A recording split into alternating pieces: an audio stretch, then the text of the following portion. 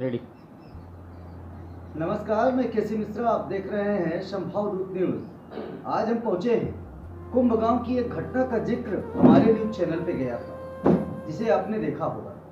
और कुंभगांव के प्रधान, ये कितनी अफवाहें उड़ रही हैं, वास्तविकता क्या है, जो आरोप लग रहे हैं वो कितने सत्य हैं और कितने निराधार, इन बातों का संज्ञान लेने के लिए आज हम ग्राम प्रधान के समक्ष मौजूद हुए हैं। हम मौजूद हैं इस समय कुंभगांव के अंतर्गत जो प्रधान जी का आवास पड़ता है। हम उस आवास पर दस्तक अपनी दे चुके हैं।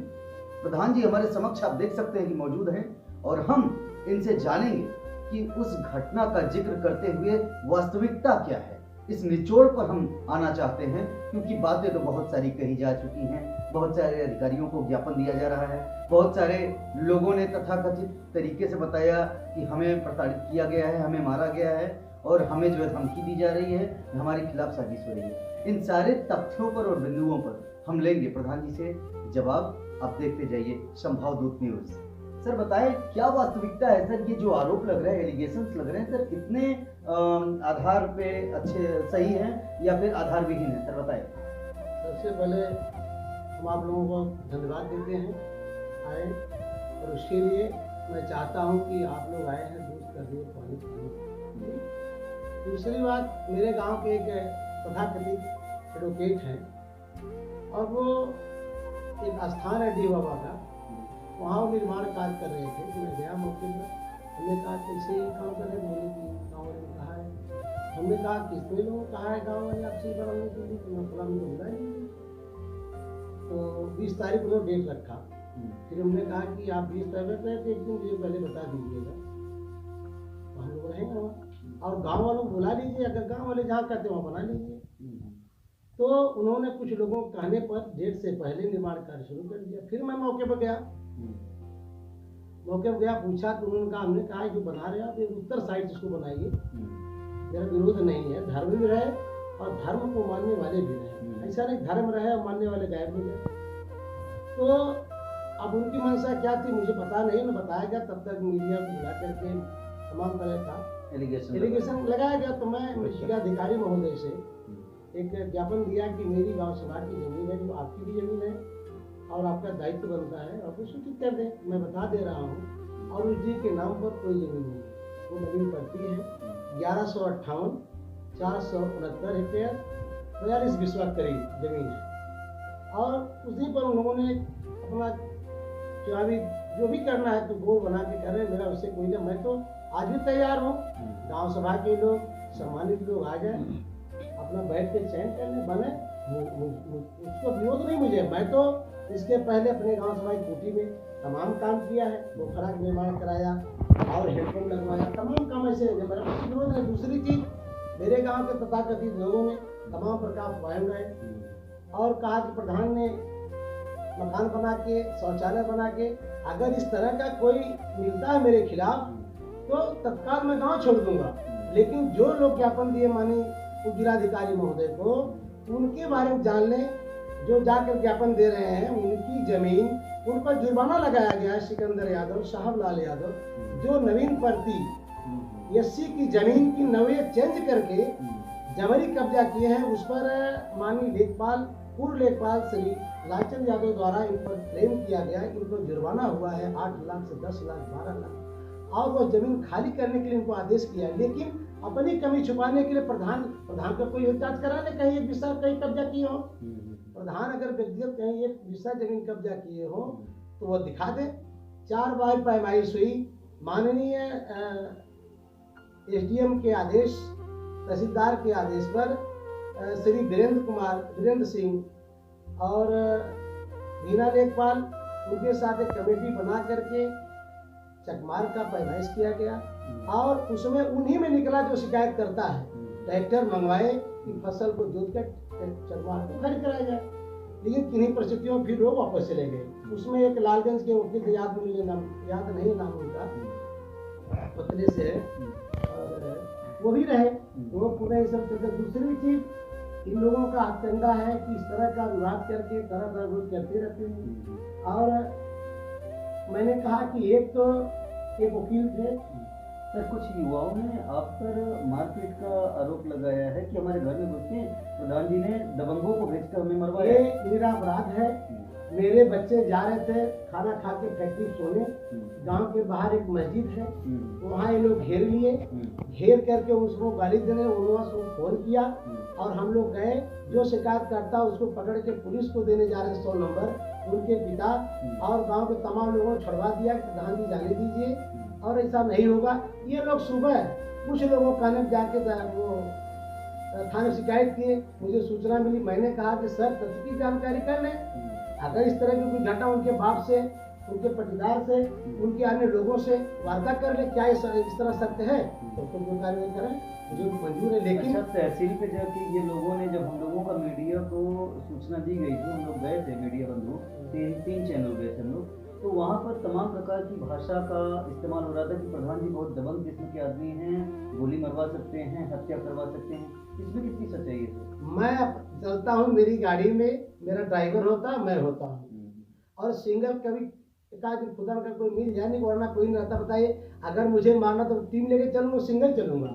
दूसरी व्यक्ति बात है, यहाँ मैं दलितों, पिछड़ों, अगड़ों को उनके हिसाब से मैं खाली पड़ी जमीन को देने जा रहा हूँ। इसमें इन लोगों को कष्ट है, क्योंकि जिनके घर में चकबंदी का कार्यालय था पुनः उनके द्वारा क्यों नहीं, वो मेरे गांव के वर्तमान लेखपाल भी रहे, क्यों नहीं डी के स्थान जमीन छुड़वाए। लेकिन साजिशन मेरे गांव के एक अस्थाना जी और एक वो राय साहब श्री नंदलाल राय जी, ये दोनों लोगों का कॉम्पैक्ट रहा कि उस 15 जरीब लगभग 10-15 बीघे जमीन को रोड किनारे छोड़ दिए। साजिशन, गांव की गरीब जनता, उसको क्या पता मेरे साथ क्या हो रहा है, वो लोग उस जमीन को हड़पने की नीयत से छोड़ दिए। और खुदा ने खास्ते गांव की जनता ने मुझे 3 बार प्रधान बना दिया और उनको मौका नहीं मिला, इसलिए वो जमीन सुरक्षित पड़ी रही।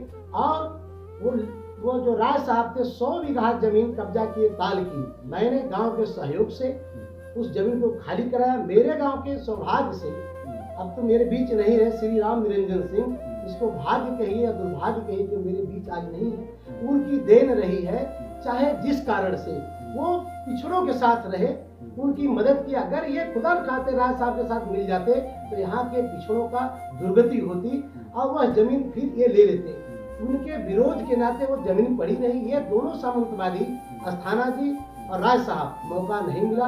और उसके बावजूद भी राय साहब की 41 चकें लगी है जो बगैर नंबर की है, मूल नंबर की, फर्जी कम से कम 4 करोड़ की जमीन लगी है और 10 करोड़ की जमीन उन्होंने बेच लिया ताल की, फर्जी मालिक लगा करके। मेरे पास रिकॉर्ड है, मैं देने के लिए तैयार हूँ।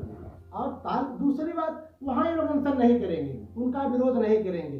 अगर क्षेत्र पंचायत विरोध करते हैं तो क्षेत्र पंचायत विरोध करते, तो मैं जानूँ, पूछ ले, वहाँ इनकी हिम्मत नहीं पड़ती, क्योंकि वहाँ इनका कुछ हो नहीं पाएगा। ये गांव में कुछ तथाकथित को लेकर बाउंडर बनाए हैं। मैं उससे, अगर मेरे खिलाफ कोई इस तरह का साज बता दे, मेरा कहीं फुटेज होती दिन दिखा दे कि मैं अकेले घूम रहा हूँ या किसी को प्रताड़ित कर रहा हूँ, लेकिन हाँ, उनको कष्ट है, प्रधान द्वारा गरीबों को उनकी जमीन, उनकी हकी दी जा रही, ये कष्ट है। दूसरी चीज मैं आपसे कहने जा रहा हूँ कि मेरी मर्जी है कि धर्म रहे, धर्म के मानने वाले भी रहे, लेकिन उसी में एक सरकार की स्कीम चली, भारत सरकार, माननीय प्रधानमंत्री, माननीय मुख्यमंत्री की, जिस किसान के नाम अगर 20 कड़ी, 10 कड़ी, 15 कड़ी, 50 कड़ी जमीन होगी, उसको 5 लाख का बीमा मिलेगा, 2 लाख का जनधन मिलेगा, 30,000 रुपए की सहायता मिलेगी।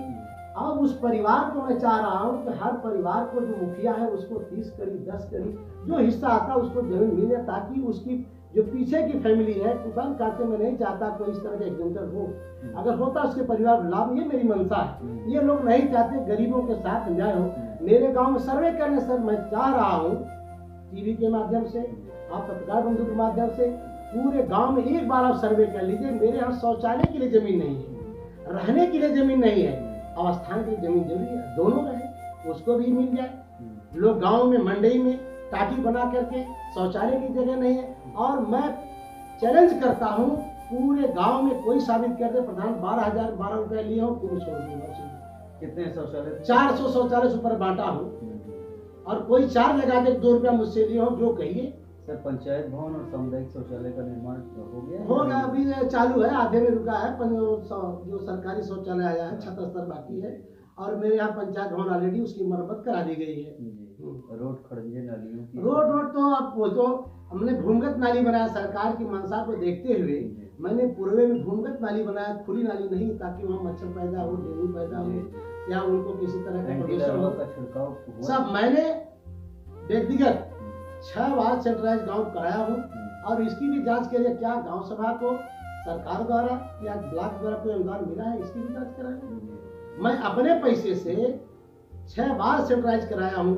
जो ये आता है, अपनी मशीन खरीदा हूँ ला करके, और दूसरा ये चार्ज लगाया जाता है कि इन्होंने शीशम बेच लिया। हाँ, ये बात आई थी। तो मैं जब तूफान में पेड़ गिर गया, मैंने तहसीलदार महोदय को अवगत कराया कि श्रीमान ये रोड किनारे शीशम गिरा है, तो क्या कि उन्होंने कहा कि उसको प्रधान जी हटवा दीजिए। 200 पेड़ की बात आई थी। हाँ, जबकि साहब 200 पेड़ है ही नहीं वहाँ, जांच करा ले। 4, 5 या 6 पेड़ जो गिरे रहे होंगे उन्हीं को काट के हटवा दिया, और छोटे जो वो विद्यालय में या जलौनी गांव में जब ठंडक पड़ी उसमें बांट दिया। उस पेड़, और पेड़ तो मेरा ही लगाया हुआ, सुरक्षा व्यवस्था मैं करता हूँ, आज ही पेड़ लगवाया हूँ, उसकी छटाई करता हूँ, उसकी देखभाल करता हूँ। इन लोगों की ओर खुरापात कर दूसरा काम तो है ही नहीं। ये गरीबों के साथ ये चाह रहे कि किसी तरह पट्टा न मिले, की मेन मंशा है कि गरीबों को उनकी हक की जमीन न मिले, ये मेन मंशा है। आपका बहुत बहुत धन्यवाद हमारे न्यूज चैनल पे सर, आपने इतना समय हमारे लिए मुहैया कराया। बहुत धन्यवाद आप लोगों को। और ये थे हमारे साथ कुंभ गांव के प्रधान, जिन्होंने देखिए सरलता पूर्वक उन सारे जवाबों को रखा है जिसकी जवाब की चाहत में हम निकले थे, और हमें जो सूचनाएं दी जा रही थी लगातार वो कितना सत्य हैं ये तो जांच का विषय है, लेकिन इन्होंने अपनी सफाई में बहुत बेबाकी से अपने जवाब को रखा है। कैमरामैन विनीत के साथ वीडियो जर्नलिस्ट कैसे